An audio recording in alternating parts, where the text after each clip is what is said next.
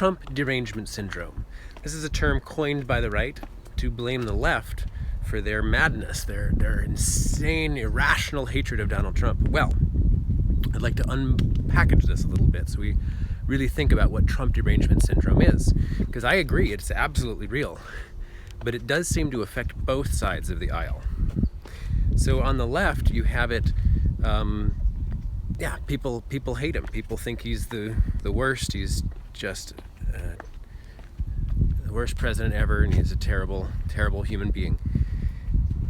And you can see that they kind of get worked up and they sort of enjoy hating him in maybe an addictive way. And that is probably all true. But we need to examine a little bit why they hate him so much. And I think there's a cultural component of just a guy who doesn't speak all that well. He likes to talk in simple words, and maybe that's part of his strategy. You know, he's not uneducated. He likes to speak in simple terms, and he also likes to speak in tribalistic terms, where it's us versus them. It's we're great, we're tremendous, we're the best, and they're all losers. They're all terrible. They're the worst. You know, these dichotomies he likes to speak in are emotionally charged. Now, whether this is intentional or not, whether this is who he is as a human being or not, the impact on other people is it's emotionally charging. So when you have people who identify with the in-group that he's saying is so great and perfect, and then they're going to like what he's saying. They're going to just instinctually like, yeah, we're great. We are great. And they do suck. They are awful. My God, they're stupid. They're crazy. That's what people like. It's our lower nature, yes, but it is our nature. And so Trump's speech basically triggers that lower nature. And so the people who are not on his side, they hate him for it because he's shaming them. He's making them out to be snowflakes and idiots and somehow unreasonable, irrational. And so they hate him for that. And some people love him because he's on their side. Now, to go a little deeper, the tribalism issue has been going on a long time, and Trump didn't just create it. He stepped in right at the right moment when it was most intensely tribalistic, probably since the Civil War. And this is why, because of the fairness doctrine being thrown out. News organizations started producing very wildly right and left-wing propaganda sort of news. And so you have these echo chambers forming, and then the internet, of course, exacerbated this and turned us into essentially super echo chambers where you don't even glimpse the other side of the story. All you're being fed are things that agree with you. Confirmation bias to the max. So Trump steps in at this time when we're already highly polarized, and that's good for him, right? Not good for the country necessarily, but he uses this. He harnesses this because he's good at selling. He is an expert salesman. He has been a great salesman for a long time. Now, what does it mean to be a great salesman? Well, some people have different opinions on that, but for Trump, he's written books about being the art of the deal. I mean, he's about being a salesman. And if you read carefully into it, you'll see that he's not the most ethical salesman you've ever met. He uses every angle he can get. He angles his way into succeeding, to winning against the opponent, to getting the better deal. And he has no moral reservations about that. He doesn't have this altruistic idea that, we should have a compromise that benefits us both well, synergy and win-wins are the thing. No, he doesn't care. He's like, if I'm a good businessman, I win, and I don't care what you do. It's me winning. And that means I'm smart, right? He doesn't pay any taxes. That's because I'm smart. So that is his modus operandi. And he's succeeded with that in the business world for decades. So that tells you something about the roots of this being deeply American capitalistic corporate culture rewards this behavior of the warrior, the win at all costs businessman. So you can say that's good or bad, but it is what it is. That's what Donald Trump has been doing. That's what he's good at, selling. So when you see him come up to the pulpit and start giving speeches, he's selling people on him, on his brand of America success. And his brand of American success isn't necessarily win-win, it's we win, they lose. And that you have to acknowledge is part of his philosophy, is part of his mentality. It's the energy, at least. He may say win-win from time to time. I haven't seen him say it in politics, but politics should be a win-win. That's one place where you don't just get to have one side win and the other side loses. In politics, if you do that for very long, you have a civil war. And that's what we're really afraid of at this point. That's what we're facing because Donald Trump has taken us closer to the brink in his last 4 years. But you have to see that when he gets up to that pulpit and he starts selling people, he's really good at this. He's very talented at this tribalistic form of salesmanship.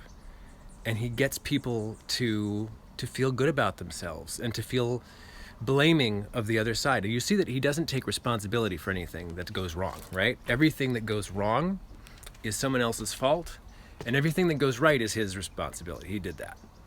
Now, this is called, in psychology, as a cognitive bias, the fundamental attribution error, in which we attribute good to ourselves, to who we are, to what we are, and we attribute negative things that happen around us to circumstance. But with other people, if it's negative, it's their fault, it's who they were. And if it's positive, well, maybe we give them some credit, but we generally say it's circumstantial. So we have total double standards, in other words. And this is built into the brain. This isn't Trumpism, a monster or something. This is just human beings that, when you're not fully aware of these cognitive biases, they hijack your mind, and this is what they do. So then you have this other aspect of Donald Trump, which is just that he's a narcissist, and just about everyone agrees on that. He is a narcissist. Narcissism isn't just this guy's arrogant, this guy's high on himself. That's a very superficial read of what narcissism is. His niece wrote a book about him, and she's a psychologist, and she's like, he's a textbook narcissist. He hits all the important points of what narcissism is. And this isn't, when you're a textbook narcissist, you may still be highly functional in society, you may be competent even, but it's a mental pathology. It's a disease, it's a mental sickness. And so part of the reason people dislike Trump is because they're detecting a mental sickness in their leadership. And that mental sickness does spread out. Leadership does influence other people and how they behave. So whether his policies are good or not, his leadership is making a dark influence on our people. The way he speaks is making us more animal, more aggressive, more shaming, condemning of the other side and their opinions, not willing to listen, not really interested in reasoning and thinking things through. This narcissism, from what I understand it, is something that stems from a big wounding in life, and it may have come when he was a child with his father and being neglected or whatnot, and then at a certain point he became his father's front man for his business operations, in which his salesmanship really paid off. He wasn't necessarily the best business maker, businessman, but he was a very good salesman, and that's what his father and he worked together to do that.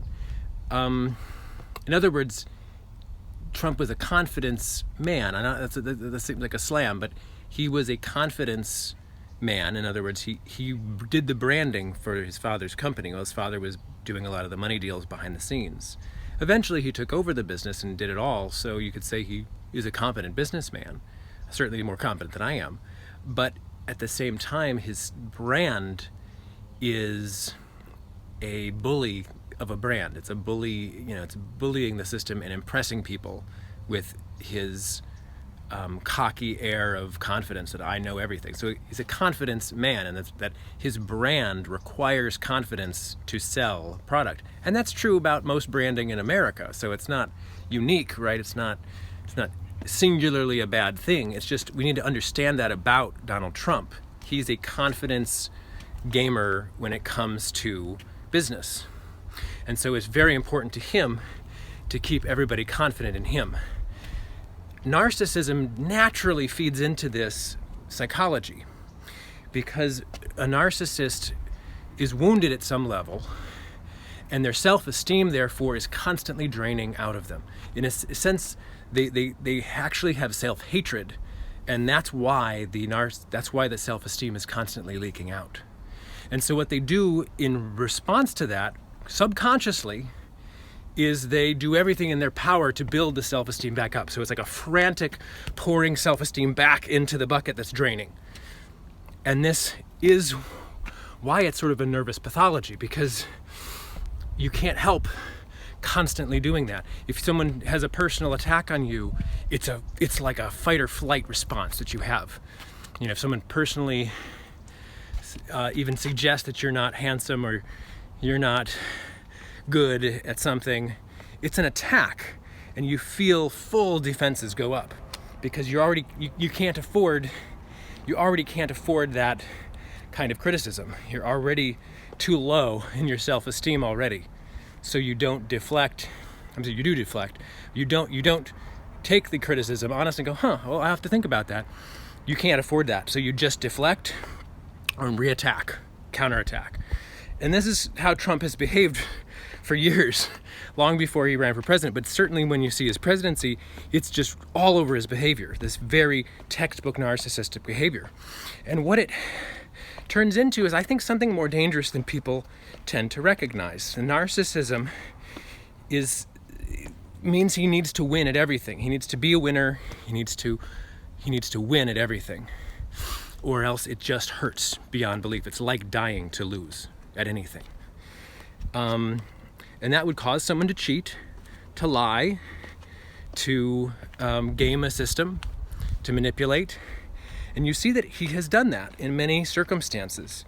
Many times he's lied to people and burned people to succeed for himself. Even going back to that ice skating rink that he got famous for in New York a long time ago, he screwed over some contractors in order to get that deal made.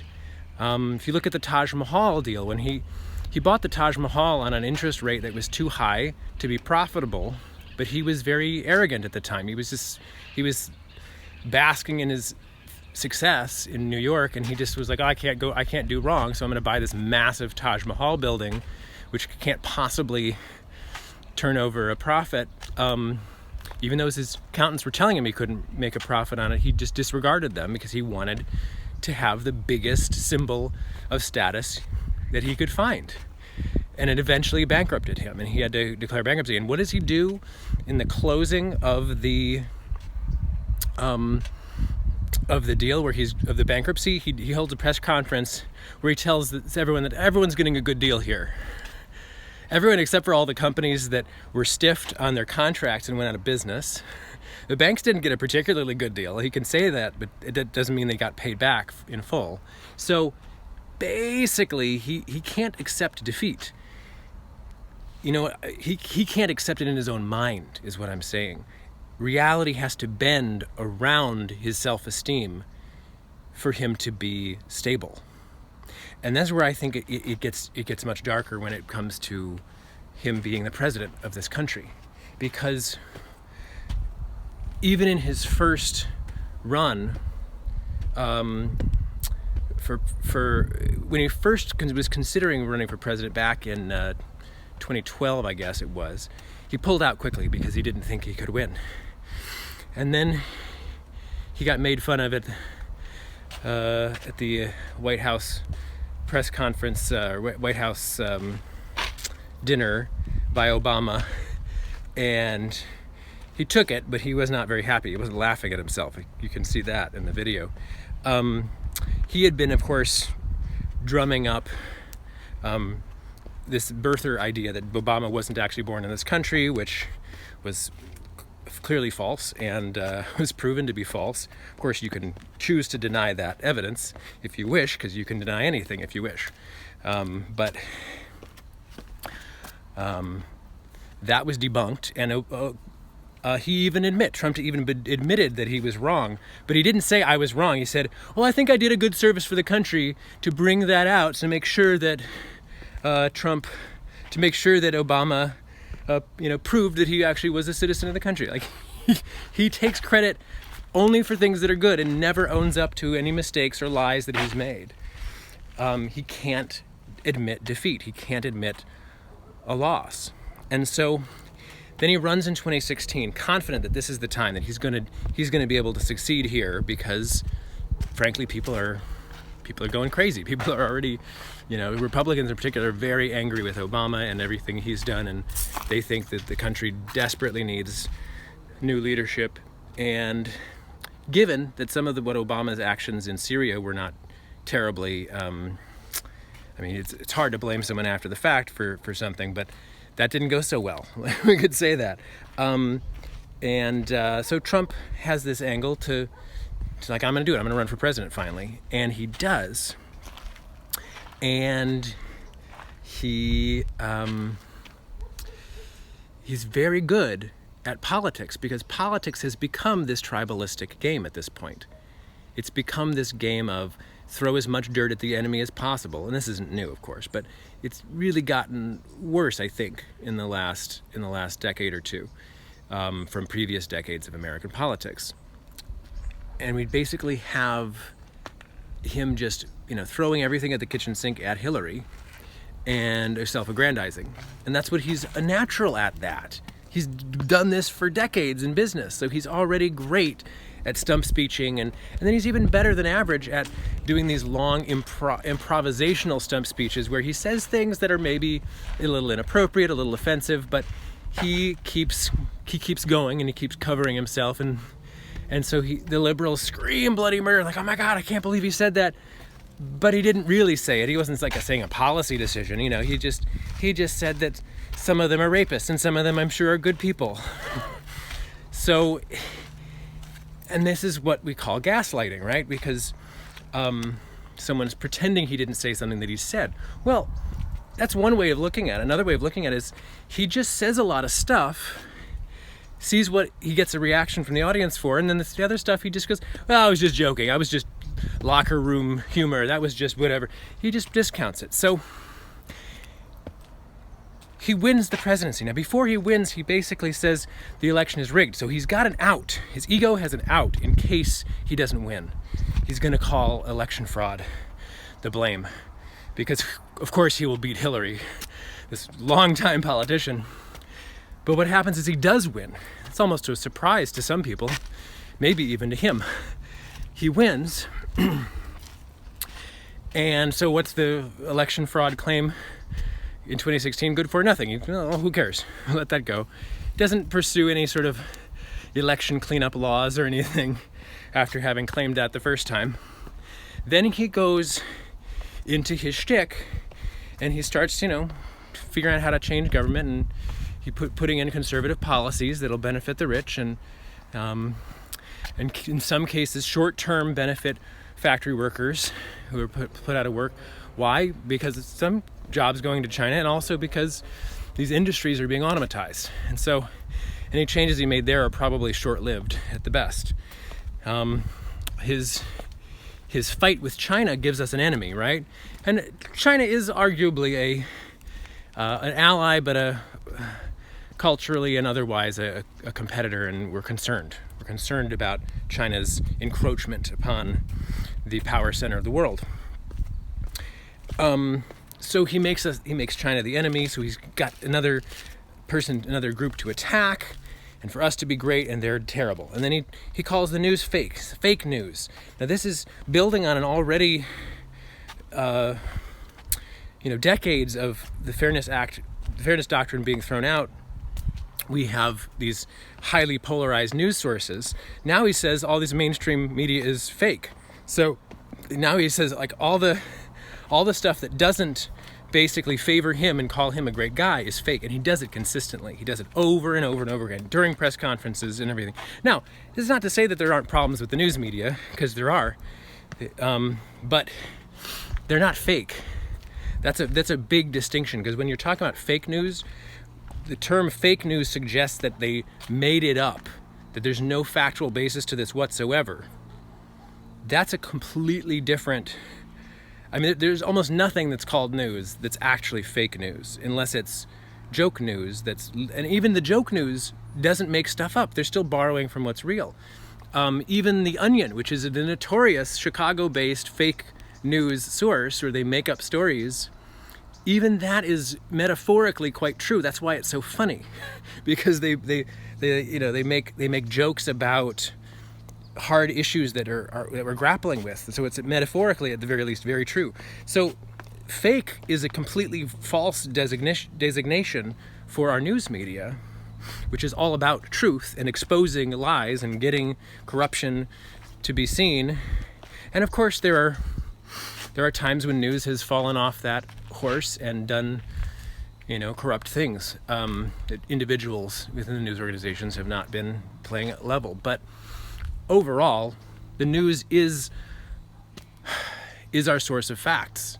This is the arm of government, if you will. It's not part of the government, but it's the arm of our Constitution that protects us from the government. So it's supposed to criticize politicians. It's supposed to put them up to scrutiny. But what happens is the liberal media is really intensely Trump-phobic, and everything he does they hate. Now, he did a lot of hateful things, let's just be honest. Like, a lot of things that he did directly upset people because they're not presidential, they're not respectful to human beings, they're not taking into account the impact that he's having on people through his rhetoric. And that's the real unusual thing. Most presidents, even if they're corrupt and doing shady things, their rhetoric at least is respectful, and they don't incite riots and turn people against other groups of people. Like, that's the last thing a president should do, right? And most presidents would be aware of that risk. But he's not. He's either oblivious, or he chooses to not care about basically stigmatizing Muslims and Mexicans and immigrants and black people. I mean, basically he does all these things that are not full on, illegal, but he's, as they call it, as even Lindsey Graham, when Trump was running, said he's a race baiter. Like, this is dark stuff. And it does have an impact, because leadership and rhetoric has an impact, especially when you're the most powerful person in the world. If you're just some schlub, if you were even just Donald Trump before being president, you could say a lot of BS and not a lot of people would care. But when you're the president, it suggests policy. It suggests that this is okay to everybody else. And so the moral to say, I'm not taking after him, that's not an excuse for his behavior. His rhetoric instigates more behavior like his rhetoric. It encourages it, it condones it, and you see this huge rise of white nationalist groups in America. Now, do white nationalist groups have some concerns that are legitimate? Yeah, I think they do. I think that some of their inciting issues, I even looked at the Proud Boys website and their videos, and some of their complaints I agree with. And I think we need to handle some of the cancel culture very differently, and we need to really have a better understanding of who we are as human beings before we just start firing people and attacking people for not being fully woke, This is a problem, and the right is right about this, and the left sometimes is blind about this, and we need to have a real discussion about this. But that's not what Trump is doing. He's not instigating a discussion. He's instigating, we're right, you're wrong.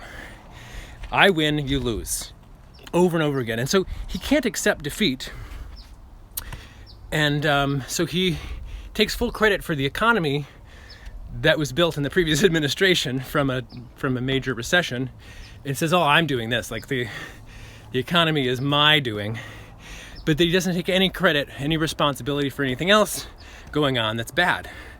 in the country. He blames it all on predecessors. He blames it all on Democrats. And this is, again, good for politics if you're just talking short game politics. It's a very effective strategy. So he's working, he's succeeding as a politician because of his narcissism. You see, he didn't have to be trained as a politician. He was perfect for this time in political history. But perfect in the sense that he's essentially a bull in a china shop. He's destroying much of that we have to value. Now, some people like this. Some people like that he's destroying stuff. They want it torn down. And I have to admit that most of us, liberal and conservative and moderate, have some great feelings of just like exhaustion with the government. Like, when can this system change? It seems stuck. I acknowledge that fully. And so when people are looking at, Bernie as a sort of a radical liberal progressive that they really want, and then they're not willing to vote for Hillary or someone else or Biden, it suggests that, a lot of us want change, significant change that hasn't happened in a long time. And so I understand why people on the right would vote for Trump, just because he looked like change. He looked like not your typical politician. Maybe he'll change things. Well, you can look at his policies now. In 4 years, he did change some things. I'm not sure that he changed things in a way that most of us would be truly happy about. The economy didn't tank. He didn't start a world war. Good. That was all very good. But he did sort of completely just sort of smear our environmental leadership in the world. And kind of cut a lot of things that were maybe needed, including, and this may have just been something that swept out accidentally, including cutting the team that was supposed to be handling pandemics before we had the biggest pandemic in a century. Now, this brings us up to the pandemic. So what does he do during the pandemic? He owns the economy, right? This is his economy, so he has to protect that for re-election. This pandemic comes in. He doesn't see this as an opportunity to get everyone to rally behind him, to get an actual 50% or greater approval rating for the first time in his presidency, because he's a wartime president defending us against a universal virus. No, he doesn't see that opportunity. He just sees it as a threat to his economy.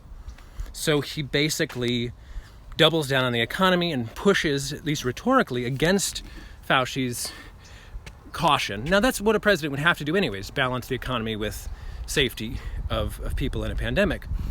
But the way he speaks about it, you've got these basically polarizing voices, and the liberals cling to Fauci because he's a scientist and he knows what he's talking about, and the conservatives cling to Trump and his rhetoric because he's saying what they want to hear.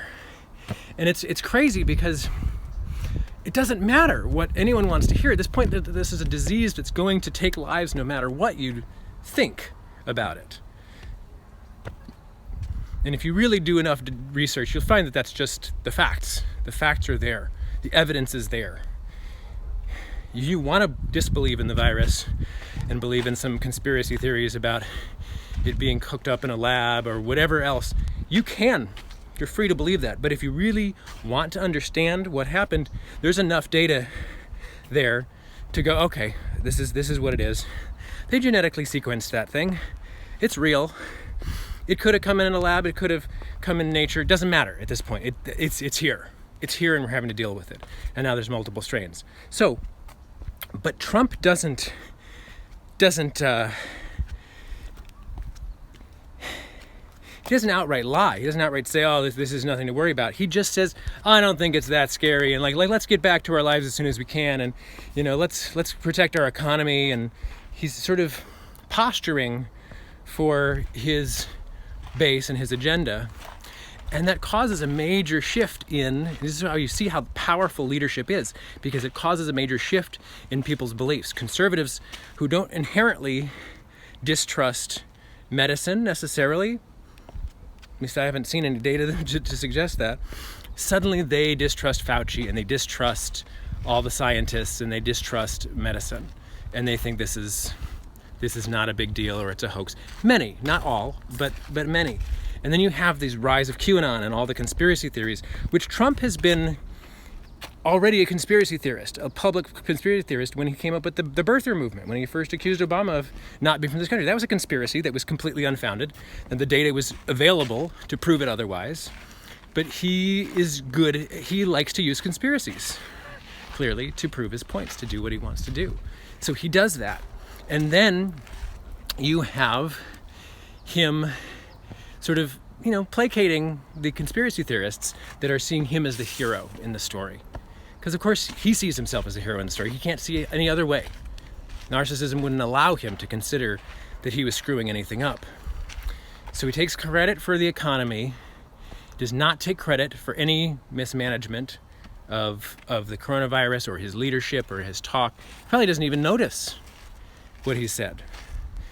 In some cases, when called back on his words in press conferences, he's basically said, I don't remember saying that. And they have it on video. Like, yes, you did say this. Like, well, I don't remember saying that. I think Chris Wallace had him, like, you said you're one of the smartest. You got the smartest mind for this, or nobody understands this better than you. And he's like, I might have said something that was like that, but I don't remember saying that. Well, he doesn't have accurate memory recall, it seems. What he does have is warped memory recall. And other people have talked about this. Other psychologists have talked about this as a condition that a lot of people have, where because of confirmation bias and other cognitive biases, essentially, when your ego is that fragile, you will bend and warp reality around it, excluding the data points that could have any negative impact on your self-identification, and hyping all the details that support your ego, your self-esteem. So I suspect this is what's really been going on with Trump this whole time, is that he is bending reality. So he may believe what he's saying in some cases. But when you get to the election fraud of 2020, the election fraud claim, you realize very quickly when you do the research, when you look at the evidence being presented, that was all knocked out in courts, thrown out in courts, and you look at the actual evidence, and there's not enough of it. There's just not even close to enough of it. And even the Navarro report, written by his own economist, a cabinet member, whatever, it doesn't claim that there was election fraud. It doesn't claim that the election was stolen. It just claims that there's enough possible election fraud that it could have been stolen. That's all it claims. It doesn't prove anything beyond doubt. That's all it intended to prove, was doubt that the election might have been rigged. And he does a good job of showing you all the possible ways that it could have been manipulated, but gives you no evidence that it actually was manipulated, not in grand numbers. So anyone who's looked at the Navarro report and says, that convinced me that the election was stolen, I don't think we've read the Navarro report, because it doesn't show that. It doesn't even claim that. It just claims it's possible. Now, his headline sort of claims that, but his evidence doesn't claim it at all, and his conclusions don't claim it.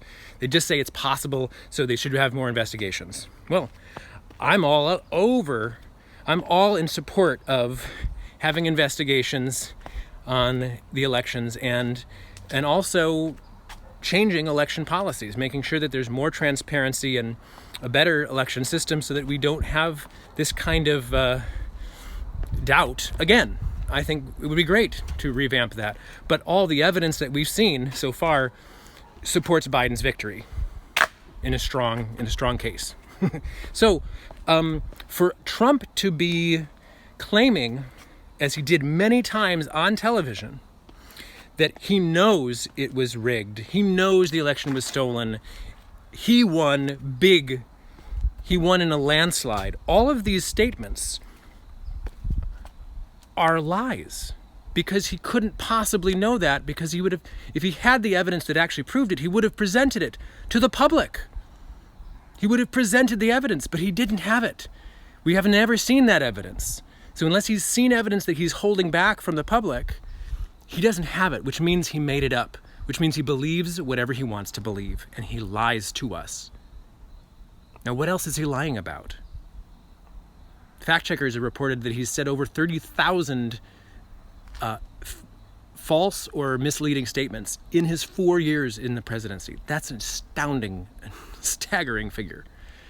And I don't doubt it, because he spoke more than any president in history too. He just like blah blah blah blah blah. He just keeps speaking, and he doesn't speak planned speeches. He just speaks out of his eyes. So in any case, Trump is who he is. This is who he is. So he lied about election fraud, which did stir the pot tremendously. Millions of people still believe the election was stolen, even though all the evidence has been presented that it wasn't.